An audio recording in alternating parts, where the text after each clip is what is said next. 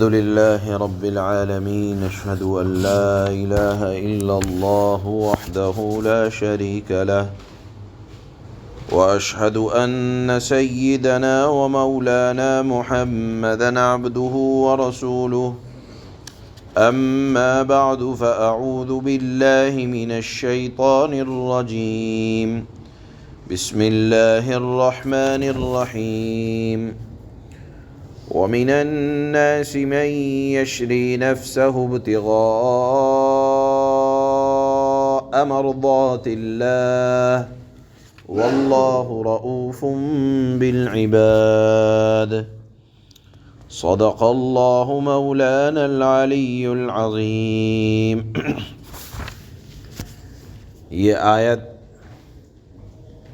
اگرچہ اس کے شان نزول میں حضرات مفسرین نے کئی ایک واقعات نقل فرمائے ہیں، لیکن ایک واقعہ بڑا مشہور ہے حضرت صہیب رومی رضی اللہ تعالی عنہ کا۔ واضح رہے کہ اللہ نے اس سے پہلے ان منافقین کا ذکر فرمایا جو اللہ کے نبی اور مسلمانوں سے دوغلے رویے کے ساتھ رہا کرتے تھے، بظاہر اپنے اسلام اور مسلمانوں سے ہمدردی ظاہر کرتے، لیکن جب اللہ کے نبی کی مجلس سے جاتے تو شہر میں فتنہ فساد اور اپنے آپ کو غرور میں اور تکبر میں مبتلا کر کے مسلمانوں سے دشمنی کا اظہار کرتے تھے، جس میں ایک سر فہرست نام اخنس بن شریق کا ذکر کیا جاتا ہے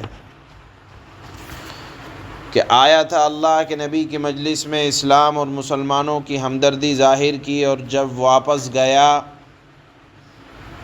تو مسلمانوں سے اپنی دشمنی اس طرح نکالی کہ کھیتیوں کو جلا دیا، جو جانور کھیتی کے نظر آئے ان کو مار دیا، نسل کشی کر دی۔ اللہ نے کل کی آیات میں منافقین کے بارے میں فرمایا کہ جہنم ہی ان کا ٹھکانہ ہے اور بہت برا ٹھکانہ ہے۔ اس کے مقابلے میں، منافقین کے مقابلے میں، آج کی آیت میں اللہ پاک اپنے محبوب صلی اللہ علیہ وسلم کے حضرات صحابہ کی شان بیان فرماتے ہیں کہ وہ اللہ کی خوشنودی کے لیے جان اور مال دونوں کا سودا کر دیتے ہیں، اور مقصد ہوتا ہے صرف اور صرف اللہ کی رضا اور خوشنودی۔ جیسے شروع میں بتایا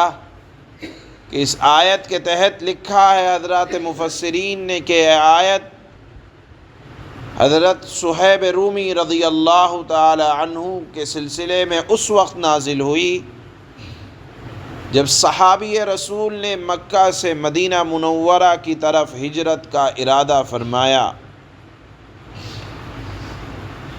صحابی رسول حضرت صہیب رومی کا راستہ روکنے کے لیے قریش کی ایک جماعت آ کر کھڑی ہو گئی، راستہ روک لیا۔ حضرت صہیب رومی اپنی سواری سے نیچے اترتے ہیں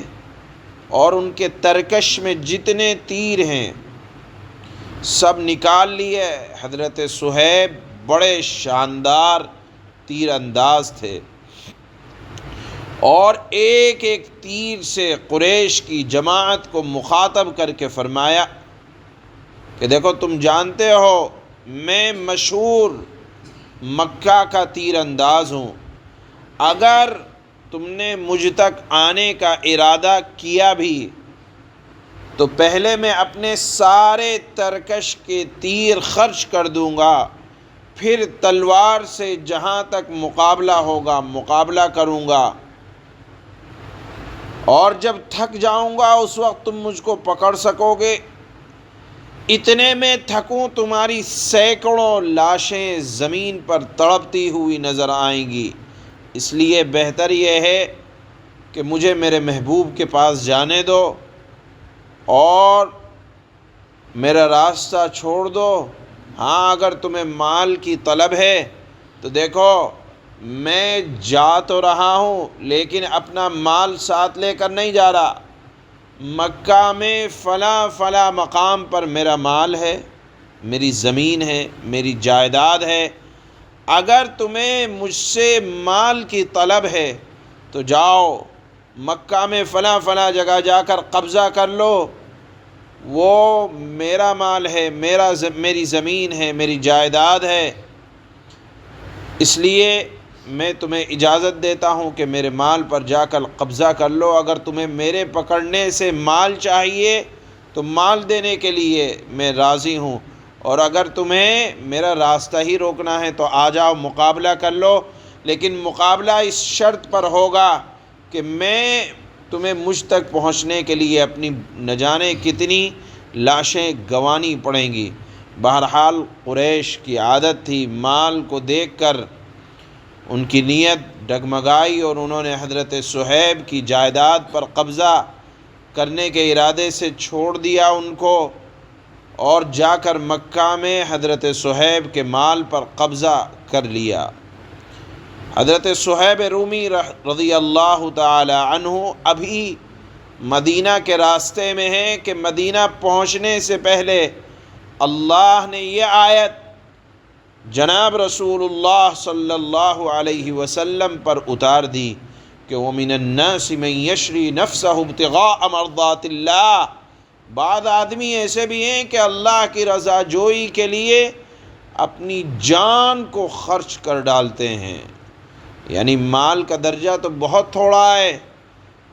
اگر اللہ کے راہ میں خوشنودی کے لیے جان کے نذرانے بھی پیش کرنے پڑے تو اس کو بھی سوچتے ہیں کہ سودا سستا ہے، فکر نہیں کرتے۔ حضور صلی اللہ علیہ وسلم نے ارشاد فرمایا کہ صہیب نے بڑی نفع کی تجارت کی۔ ابھی حضرت عمر رضی اللہ تعالی عنہ نے یہ سنا ہی تھا کہ حضرت صہیب کے مدینہ منورہ پہنچنے سے پہلے حضرت فاروق اعظم ایک جماعت صحابہ کی لے کر ان کے استقبال کے لیے آئے،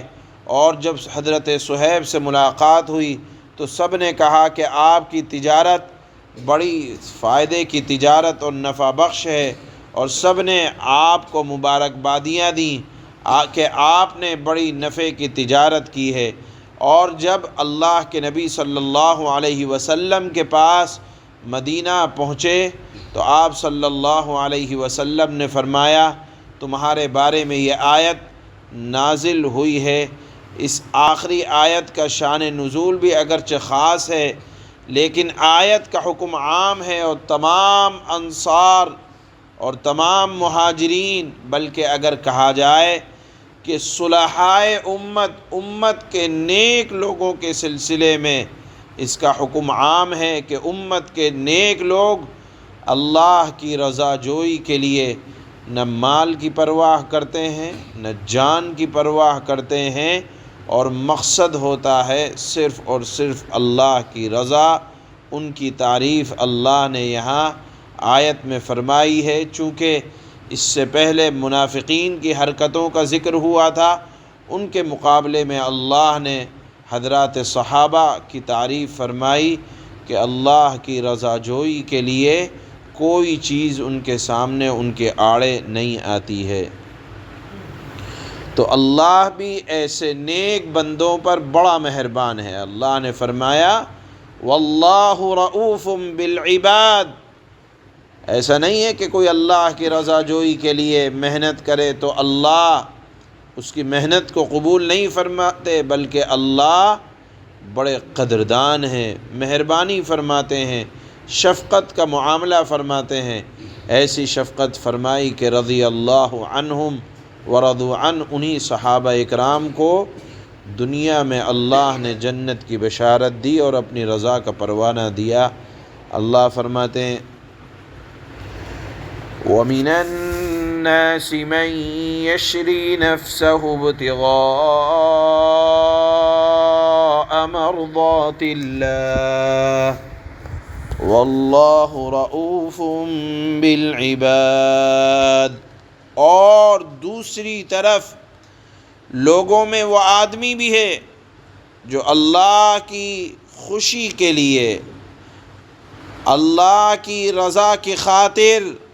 اپنی جان کا سودا کر لیتا ہے، اور اللہ تعالی ایسے افراد پر، ایسے بندوں پر بڑا مہربان ہے، انتہائی شفیق ہے۔ اللہ کی شفقت ایسے بندوں پر بہت زیادہ ہے۔ سبحان اللہ۔